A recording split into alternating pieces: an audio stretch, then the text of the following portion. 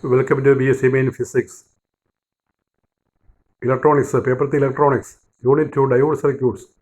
And this is Semester 5, Class number 21, Bridge Rectifier Problems. Problems from Bridge Rectifier. BSC Main Physics Electronics, Diode Circuits, Unit 2, Paper 3 Electronics, Semester 5, Class number 21, Problems from Bridge Rectifier. We can say problems. So in the previous class, we have done the theory and explanation. In the equation we have studied, the efficiency equation we have studied, and using which we do some problems. അപ്പോൾ നമ്മൾ നേരത്തെ half way full വേ പഠിച്ചു, അവയുടെ പ്രോബ്ലവും പഠിച്ചു. ഇവിടെയും problem ഉണ്ട്. പ്രോബ്ലമൊക്കെ similar പ്രോബ്ലമാണ്. First problem. In a bridge rectifier, RL is equal to 200 ohm and an AC voltage is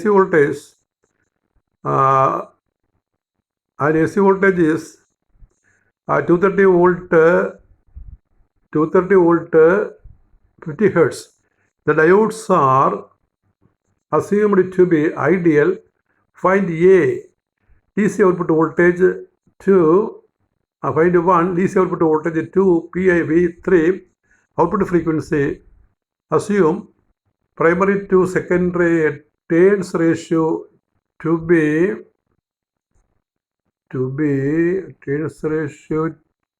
that is not clear. It is in the question. Turns ratio we can see to be 4. You read as 4. Assume the primary to secondary turns ratio to be 4. You correct there. To be 4. Assume the primary to secondary turns ratio to be 4. So here we have to find VDC. VDC is IDC into RL. IDC is 2IM by pi. Full wave rectifier equation. Center tap equation തന്നെയാണ് ഇവിടെ വരുന്നത് ഈ കാര്യത്തിലേക്ക്. IDC യിൽ മറ്റും. And you know IM is Vm by R plus RL. For ideal diode, RF is 0. That is IM is Vm by RL. And you know Vm is VRMS into root 2, 230 into root 2. Not 230. നമ്മൾ കാണേണ്ടത് secondary voltage ആണ്. Secondary voltage കണ്ടിട്ട് വേണം അതിൻ്റെ RMS value എഴുതി Vm കാണാനായിട്ട്. For transformer, we know V2 by V1 is N2 by N1. For a transformer, therefore V2 by 230 is 1 by 4. Turn ratio is N1 by N2, 4. Therefore, N2 by N1 is 1 by 4. Cross multiplying, V2 is 230 by 4 is equal to 57.5 volt. That is the secondary voltage. And this will be the input voltage. Input voltage of the rectifier. We have to find the corresponding maximum voltage. VRMS is തന്നിരിക്കുന്ന voltage RMS ആയിരിക്കും. ഇപ്പോൾ VRMS is 57.5. VM is VRMS into root 2. 57.5 into root 2, that is 81.3. Root 2 കൊണ്ട് ഗുണിക്കണം. 1.4142 ആണ്. Root 2. IM is VM by RL, that is 81.3 by 200, that is 0.4065. IDC is 2 IM by pi, 2 into 0.4065 by pi, that is equal to 0.25 ampere. VDC is IDC into RL. VDC is IDC into RL. That is 2 into 0.4065 by pi into 200. That is 51.78 volt. Correcting it, 52 volt.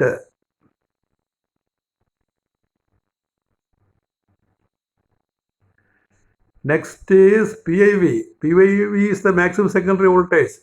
That is PIV is equal to 81.3 voltage. Output frequency, F out is 2Fn. ഇൻപുട്ടിൻ്റെ ടോയ്സ് ആണല്ലോ. 2 half cycle നമുക്ക് കിട്ടുന്നതാണ്. ഒരു സൈക്കിളിൻ്റെ സ്ഥാനത്ത് 2 positive half cycle കിട്ടുന്നതുകൊണ്ട് ഔട്ട്പുട്ടിൽ F out നമ്മൾ 2Fn എന്ന് പറയും. That is 2 into 50 100 hertz. Centre tap പോലെ. In a full wave rectifier, there are 2 output pulses for each complete cycle of the AC, input AC.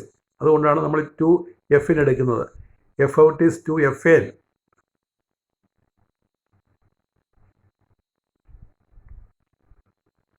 അടുത്തൊരു ക്വസ്റ്റ്യൻ, ഒരു diagram തന്നിട്ടാണ് ഒരു question.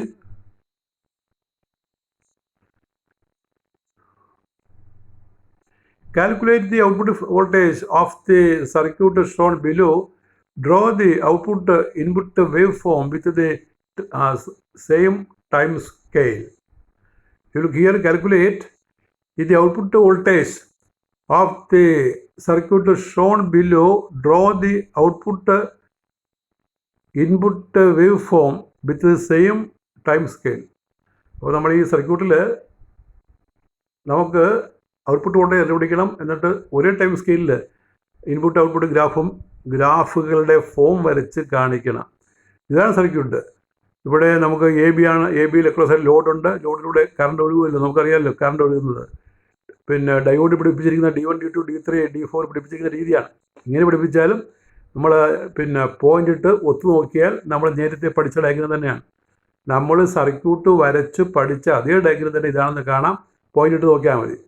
ആ ഡയോഡിൻ്റെ ഡയറക്ഷൻ നമ്മൾ ABCD എന്ന് നമ്മളുടെ പടത്തിൽ, നമ്മൾ തിയറിയിൽ വരച്ച ആ പടത്തിൽ ABCD AB അവിടെ ഉണ്ട്. ബാക്കി സിയും ഡിയും 2 പോയിന്റ് ഇട്ടിട്ട് നോക്കിയാൽ ഇതേ ഡയഗ്രാമെന്ന് കാണാൻ സാധിക്കും. അപ്പോൾ ഇതും ഒരു ബ്രിഡ്ജ് റെക്ടിഫയർ ആണ്. അല്ലെങ്കിൽ പരീക്ഷയ്ക്ക് ബ്രിഡ്ജ് റെക്ടിഫയർ ചോദിച്ചാൽ ഈ പടം തന്നെ വരച്ചാൽ മതി. This diagram is same as that bridge rectifier we studied. If you put points A, B, C and D and redraw figure, we get the same figure we have studied.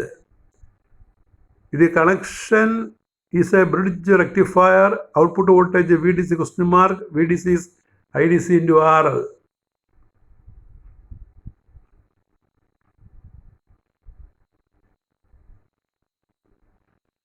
IDC is 2M by pi.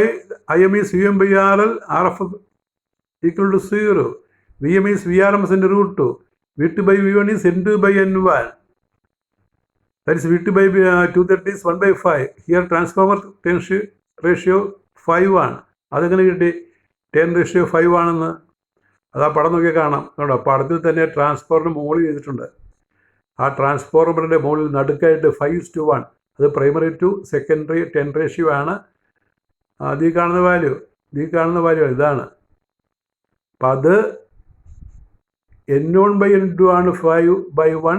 അപ്പോൾ N2 by N1 1/5 എന്ന് വരും. അതാണ് ഇവിടെ നമ്മൾ കൊടുക്കുന്നത്. V2 by V1 is N2 by N1. V2 by 230 is 1/5. V2 is 230/5, 46 volt. That is input voltage. RMS, VRMS is 46 volt. Then we find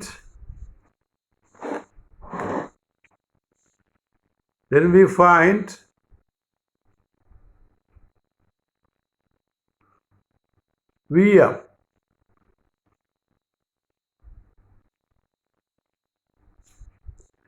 VM is VRMS in root 2, that is 46 in root 2, 65.05. IM is 46 root 2 by 500, 0.1301 milliampere. IDC is 2M by pi, 2 into 0.1301 by pi, that is 0.083 ampere. VDC is IDC into RL, 0.083 into 500 is equal to 41.5 volt. അപ്പോൾ ഇതാണ് ആ ക്വസ്റ്റിൻ്റെ അടിസ്ഥാനത്തിലുള്ള wave form. നമ്മൾ input wave ഫോമാണ് ആദ്യ പടത്തിൽ വരച്ചിരിക്കുന്നത്. അവിടെ maximum voltage പോകുന്നത് 65 നമ്മൾ കണ്ടതാണല്ലോ VM. ആ VM ആണ് അവിടെ വരച്ചിരിക്കുന്നത് 65. രണ്ടാമതാണ് നമുക്ക് rectified voltage, pulsating rectified DC output. അതിൻ്റെ മാക്സിമം അല്ലെങ്കിൽ VDC കിട്ടുന്നത് നമുക്ക് 41.5 ആണ്. അപ്പോൾ അതാണ് അവിടെ മാക്സിമം വാല്യൂ 41.5 ആയിട്ട് എഴുതിയിരിക്കുന്നത്. അപ്പോൾ ഒരേ സ്കെയിലിൽ നമ്മൾ ഇൻപുട്ടും ഔട്ട്പുട്ടും വരച്ചാൽ ഇൻപുട്ടിലെ വോൾട്ടേജിന് അല്പം പൊക്ക കൂടുതലാണ്, ഔട്ട്പുട്ടിലെ വോൾട്ടേജിന് പൊക്ക കുറവാണ്. കാരണം VDC 41.5 ആണ്. പിന്നെ VAC VI അതിൻ്റെ മാക്സിമം വരുന്നത് 65 സംതിങ് ആണ്. അപ്പോൾ അതുകൊണ്ടാണ് ആ ഗ്രാഫിന് പൊക്ക കൂടുതൽ. അപ്പോൾ ഒരേ ടൈം സ്കെയിലിൽ ഇൻപുട്ട് ഗ്രാഫ് വരച്ചാലും ഔട്ട്പുട്ട് ഗ്രാഫ് വരച്ചാലും ഒരു ചെറിയ വ്യത്യാസം കാണാം, ഈ കാണുന്നത് പോലെ.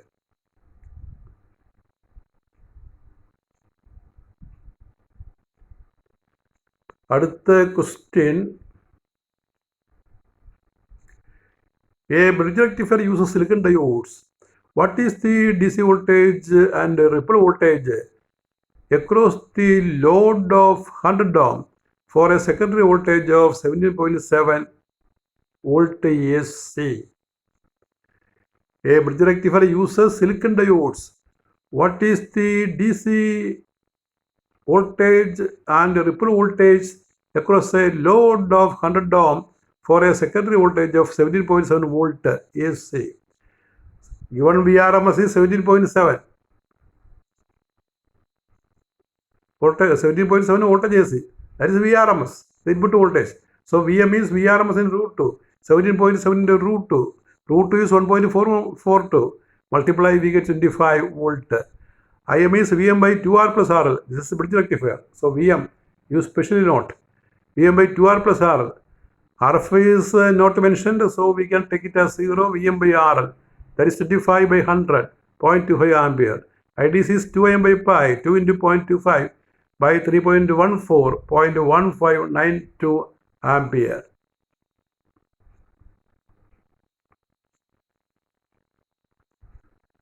VDC is IDC into RL, that is 0.1592 into 100, 15.92 volt. Ripple voltage, ripple factor നമ്മൾ പുറകെ പഠിക്കുന്നുണ്ട്. അപ്പോൾ അന്നേരം മനസ്സിലാക്കാം. ഇപ്പോൾ ഈ ഇക്വേഷൻ പഠിക്കണം. V ripple is equal ripple factor into VDC by 100. നമ്മൾ നേരത്തെയും ഇത് കണ്ടതാണ്. അപ്പോൾ ഈ ഇക്വേഷൻ പഠിച്ചോളുക. V ripple voltage is equal to ripple factor into VDC by 100. For a full wave rectifier ripple factor is 0.48. RF ripple factor is 0.48. നമ്മളത് പഠിക്കുന്നുണ്ട്. അതുകൊണ്ട് ഇപ്പോൾ ഇവിടെ അത് അങ്ങനെ അസ്യൂം ചെയ്യാം. That is V ripple is equal to 0.48 into 15.92 by 100 is equal to 0.0764 volt. ഇനി ഒരു ക്വസ്റ്റ്യൻ ചോദിക്കുന്നത് ഈ 3 റെക്ടിഫയേഴ്സും തമ്മിലുള്ള കമ്പാരിസനാണ്. നമ്മൾ 3 റെക്ടിഫയർ പഠിച്ചിട്ടുണ്ട്. Half wave, FW centre tap, FW bridge. ഇവ 3 തമ്മിൽ ഒരു കമ്പാരിറ്റീവ് സ്റ്റഡി ഉണ്ട്. Compare the 3 rectifiers. അപ്പോൾ അതിന് ക്വസ്റ്റൻ ആയിട്ട് ഇങ്ങനെ ചോദിക്കും, compare HW, FW and bridge rectifiers. Compare HW, FW and bridge rectifiers. അപ്പോൾ കമ്പാരിസൺ നമ്മൾ ടേബിൾസ് വരച്ച് ടേബിൾ മോഡലിലാണ് കൊടുത്തിരിക്കുന്നത്. നിങ്ങൾ പരീക്ഷയ്ക്ക് ഇതുപോലെ തന്നെ എഴുതിയാൽ മതി, പഠിക്കാൻ എളുപ്പമാണ്.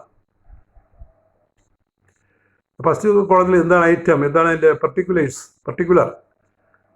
എന്തായാലും ഇരിക്കുന്നതാണ്. രണ്ടാമത്തെ കോളത്തിൽ HWR ഹാഫ് റെക്ടിഫയറിൻ്റെ കാര്യം. പിന്നെ നാലാമത്തേലും ഫസ്റ്റ് കോളം നമ്പറാണ്. അത് നാലാമത്തെ കോളത്തിൽ FW റെക്ടിഫയറാണ്. അഞ്ചാമത്തേൽ FW റെക്ടിഫയർ ബ്രിഡ്ജാണ്. അപ്പോൾ half rectifier, centre tap rectifier and bridge rectifier. ഒന്നാമത്തെ ഐറ്റം നമ്പർ ഓഫ് ഡയോഡ്സ്. ഓരോന്നിലും ഡയോഡ്. ഹാഫ് വേവ് ആണെങ്കിൽ 1 എണ്ണം, സെൻറ്റർ ടാപ്പ് ആണെങ്കിൽ 2 എണ്ണം, ബ്രിഡ്ജ് റെക്ടിഫയർ 4 ഡയോഡ് ഉപയോഗിക്കണം. അത് ഒരു കമ്പാരിസനാണ്, അതൊക്കെ ഒരു വ്യത്യാസമാണ്, അതൊക്കെ ഒരു താരതമ്യമാണ്. Number 2 transformer necessity. ഹാഫ് വേവിന് വേണ്ട, നോ. ഫുൾ വേവിന് സെൻറ്റർ ടാപ്പിൽ തീർച്ചയായിട്ടും വേണം, കാരണം സെൻറ്റർ ടാപ്പ് സെക്കൻഡറി വേണം. പിന്നെ ബ്രിഡ്ജിന് നിർബന്ധം ഇല്ല, നമ്മൾ വരച്ചിട്ടുണ്ട്, അതില്ലെങ്കിൽ അത് വർക്ക് ചെയ്യും. പിന്നെ നമ്പർ 3 മാക്സ് എഫിഷ്യൻസി. ഇവിടെ 40.6 അല്ലെങ്കിൽ 0.406. പിന്നെ സെൻറ്റർ ടാപ്പിന് 81.2, ബ്രിഡ്ജിനും 81.2 ആണ് എഫിഷ്യൻസി. അടുത്ത പോയിൻ്റായിട്ട് പറഞ്ഞ റിപ്പിൾ ഫാക്ടറാണ്. റിപ്പിൾ ഫാക്ടർ ഈ ഹാഫ് വേവിന് വളരെ കൂടുതലാണ്, 1.21. സെൻറ്റർ ടാപ്പിനും ബ്രിഡ്ജിനും 0.48. പിന്നെ ഔട്ട്പുട്ട് ഫ്രീക്വൻസി എഫിനാണ്, ഇവിടെ 2F-നാണ്, മറ്റേതിന് 2F-നാണ്. പീക്ക് ഇൻവേഴ്സ് വോൾട്ടേജ് VM, കാരണം 2M സെൻറ്റർ ടാപ്പിന് വരും, കാരണം 2 മാക്സിമാണ് ഒരു സൈക്കിളിൽ നമുക്ക് കിട്ടുന്നത്. ഇതിനാകുമ്പോൾ ഒരെണ്ണേ കിട്ടുള്ളൂ. അപ്പോൾ VM, 2VM, VM അതാണ് പീക്ക് ഇൻവേഴ്സ് വോൾട്ടേജ്.